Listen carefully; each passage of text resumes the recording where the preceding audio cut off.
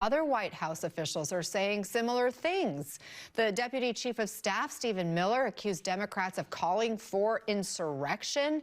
You brought up just a couple months ago, we heard calls from both sides of the political aisle, but especially from Republicans saying, lower the temperature in the wake of Charlie Kirk's assassination. That words matter.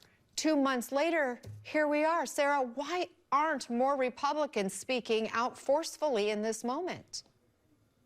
Yeah, I mean, the president has the largest megaphone in the world, and we just saw him call for 6 sitting members of Congress to be hanged.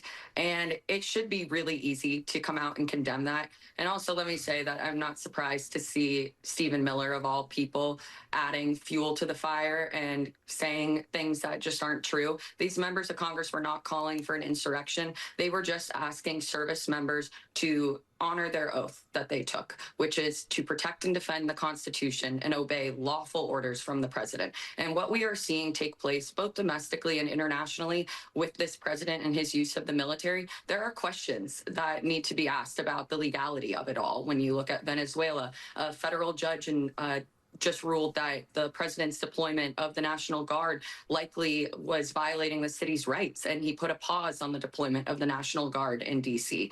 And so it should be really easy for Republican lawmakers to come out and clearly condemn this type of language, especially when so many of them were calling for the toning down of the rhetoric in this country in the aftermath of Charlie Kirk's death. And instead, these lawmakers remain silent. And it's because they are such cowards and they are spineless. And if you can't call out the president about this when he's actively calling for the death of your fellow lawmakers, then what are you willing to call him out for? And I think that Trump knows that these lawmakers are just going to let him do whatever he wants. And it's why he's made Congress completely irrelevant in their role, and also why he's allowed to say things like this and get away with it and get a pass.